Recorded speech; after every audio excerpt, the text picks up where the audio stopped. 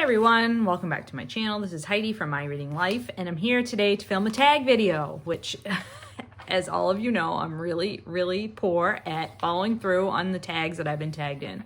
So this tag is a tag that I was tagged in like more than 6 months ago, I think. And it is the Buy the Book tag, and I was kindly tagged by Hannah from Hannah's Books.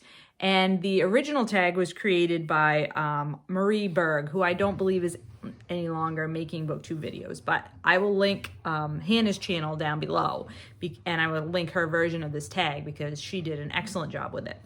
And I would like to take this opportunity to show off this book that I have, which is the Buy the Book compilation that was put out by the New York Times Book Review, which actually compiles the Buy the Book column, which is published in the New York Times Review of Books. So this was edited, and an introduction was written by Pamela Paul, who does the New York Times Book Review.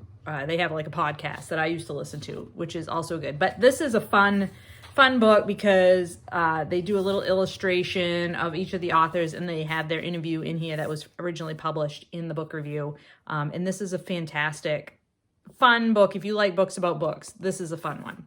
So I just had to take my opportunity to shout that book out because I don't think I've talked about it maybe at all on the channel before, and I really love it. So I have the questions written down here, and I'm just going to go through my answers. So the first question is, what book is on your nightstand now? And that is a presidential biography. This is A Secret Life, The Lies and Scandals of President Grover Cleveland by Charles Lockman. And this book, I've been reading a biography for each president in chronological order, obviously on Grover Cleveland. And this has been sitting on my nightstand for months now because I don't like this book very much. I don't think it's very well written, and Grover Cleveland is an ass. But I paid $15 for this book, and I am so cheap that I refuse to DNF it because I would have to get another book about Grover Cleveland, and I've already spent $15 on this one. So I will get through that one eventually, I think. Number 2, what was the last truly great book you read? Diary of the Young Naturalist by Dara McAnulty. And this is a book that we read for the Book Naturalist Book Club. It is science nonfiction, nature nonfiction. And this book, this author, Dara McAnulty, is 14 years old. He was 14 years old when he wrote this book. I think he's 16 now. And it's a year in his life in Ireland, talking about nature and his life as an autistic person. And it was absolutely glorious, gorgeous, inspiring, insightful, all the things. Love this book. Question 3, if you could meet any writer, dead or alive, who would it be? And then the secondary question is, and what would you want to know? So the author the writer that I would like to meet would be one of my favorite authors who is currently still alive, and that's Roxane Gay. I love Roxane Gay. I think she's extremely funny. I love her sarcastic wit. I love her takes on culture and the state of the world, and especially U.S. political issues. I think she's brilliant. Her book, Bad Feminist, is in my top 10 of nonfiction of all time. And I wouldn't want to ask her anything particular. I just would love to have a conversation with her because I think she is so smart and so funny, and it would be amazing to meet her in person. Question 4, what books might we be surprised to find on your shelves? I don't think any of you would be particularly surprised with any of the books that I have on my shelves because you all know that I read everything. Like, I'm a very omnivorous reader. I read nonfiction, I read fiction, I read a little bit of everything, really. I don't know of anything that I won't read. I'll try anything, but I think you might be surprised to find out that I have 6 Bibles on my bookshelves. So just something I've accumulated over the years. So you might be surprised to find that out. Question 5, how do you organize your personal library? So I would say very haphazardly. I have a bookcase in almost every room in this house. So you can see this bookcase behind me. This is in the dining room. I have a bookcase in the living room. I have a bookcase in my bedroom. I have several bookcases in my library/office upstairs, and I have a bookcase in the hallway upstairs. I also have shelves in the kitchen for my cookbooks. So this shelf behind me is sci-fi and fantasy. The shelf in the living room is unread nonfiction. my presidential biographies that I've read, classics that I've read, and literary fiction that I've read. In my bedroom is all my unread TBR for fiction. Upstairs in the library are my read nonfiction, some read romance novels, some historical fiction, I think. So I organize by, I guess I would say organize by genre and whether it's read or unread. I keep my unread and my read split up. And like in the different sections, I try to go by alphabetical by author last name, although these shelves are not alphabetical by author last name. But everywhere else, I think I've gone alphabetical by author last name, except for my presidential biographies, which are in order, chronological order by president. So yeah, it totally depends on the subject matter and what kind of book it is. I'm very weird. I understand how it works. I have one whole bookcase in the upstairs hallway that is just my Stephen King books because I collect all the Stephen King books, and those are organized chronologically by publication date. I have one bookshelf that is just my fiction, my books that I had as a kid that I've kept, and so I don't know that there's any rhyme or reason to those, maybe size of book. I have a mystery shelf bookcase in the upstairs hallway, and I think those are organized by the series of the mystery. So yeah, it's like all over the place. So lack of organization probably is the answer to that question. Question number 6, what book have you always meant to read and haven't gotten around to yet? And then the secondary question is anything that you feel embarrassed never to have read. Now, first of all, I just want to say I don't particularly feel embarrassed by either of these, but there are things that I think I should have read or I would like to read. I don't know that should is the right word. There are books that I would like to read. There are books that are like on my sort of mental list that I want to get to. So the one that has been a book that I've always meant to read and haven't gotten around to it yet, and it's been on my TBR for a really long time, is The Bell Jar by Sylvia Plath. I think this one has been on my TBR well over 5 years, and it's just, I'm scared of it. I mean, I'm scared of it. I know it's going to be sad, and so I'm scared of it. And then the book that I'm not embarrassed by anything I've not read, but this book is a little bit embarrassing because I thought I had read this book and I had marked it off on my list of classics that I had read it.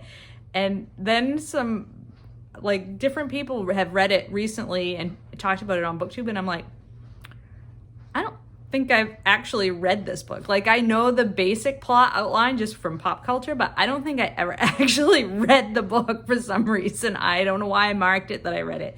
I don't think I ever have. So I'm slightly embarrassed by that. And I do plan to read it. And I do have this old beat up copy of it that I picked up somewhere, who knows where I found it. I've had it on my shelves, like I said, thinking that I had read it for literal years, like decades. So yeah, it's a weird one. Okay, question 7, disappointing, overrated, and just not good. What book do you feel like you are supposed to like but don't? And I would say, like, for this in general, it tends to be literary fiction for me. Like, I feel like I should like it, but then I often don't like it. And one that is recently ended last year that this happened with was How Much of These Hills is Gold by C. Pam Zhang. Zhang, yeah. I buddy read this with Doris and Karen and Patrice, and I really expected to like it. It had been getting rave reviews, it had been up for awards and all that kind of thing, and I just really didn't think the book worked. I just thought it was a mess. It was a hot mess. And yeah, I was really, really disappointed in that book. And then the second part of that question is, do you remember the last book you put down without finishing? And sadly, I do, because I just had a bail in the last couple weeks, and that's Cristodora by Esmeralda Santiago, which I just talked about in my last recent reads. A real bummer. Question 8, what kind of stories are you drawn to, and are there any that you steer clear of? I will read anything. Like I said before, I am a voracious reader. I will read anything that I think sounds interesting. I am drawn more to nonfiction than fiction a lot of times, although yeah, I think nonfiction just, especially right now at this point in my life, it seems to be the thing I'm most interested in, although there have been other periods in my life when it was romance novels or, other types of things. It just happens to be that right now, nonfiction is a thing that really is my jam. And then the kind of storylines that I steer clear of, I don't like stories where kids get kidnapped. I will almost always not pick up on purpose if I know the story is about kids being kidnapped or hurt in any way. That being said, I have read some nonfiction recently that was about kids being hurt, and it was horrific. And had I had my choice, I would not have read it, but I had to read it.